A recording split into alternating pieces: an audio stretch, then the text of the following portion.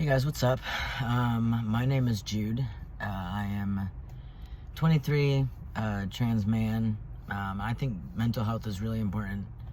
I never really know what exactly to say when somebody asks, like, what's my story or, my background or anything. But I'll just give you a brief little snippet about myself. I came out whenever I was younger, like I've always known, and then coming out was a little rough. The family didn't take it too great at first, and then I came out as trans a few years later, which really didn't go over well, but I think it's improving now, and I think that I didn't really have as much guidance in the moment on how to cope with my mental health while going through it, because I was going through it alone.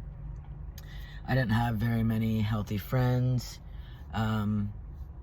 anybody really in my life that could help support me through the journey.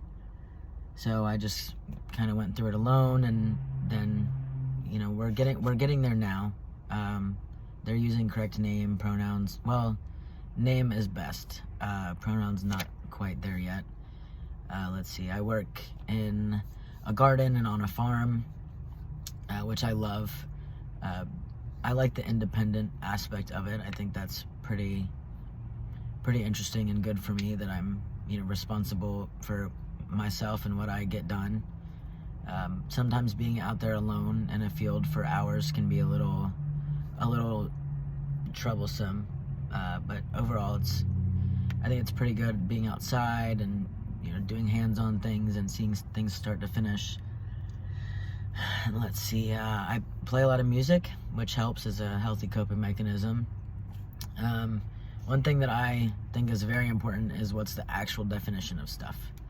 Like there's a dictionary term for depression, and I think that covers very surface line, because mental illness can look very different within different communities, different individuals themselves.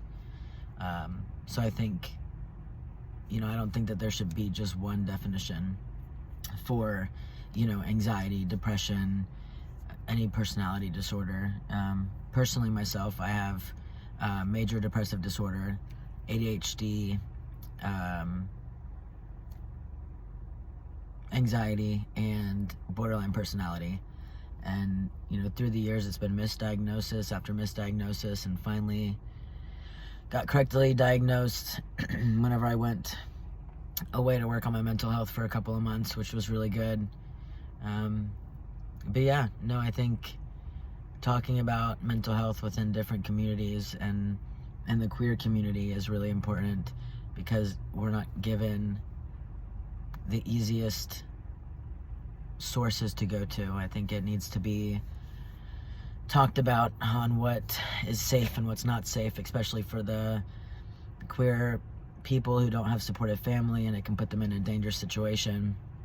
I think finding safe mental health help is really important, not only just to the queer community, but to all communities, all minority groups. I think it's very important.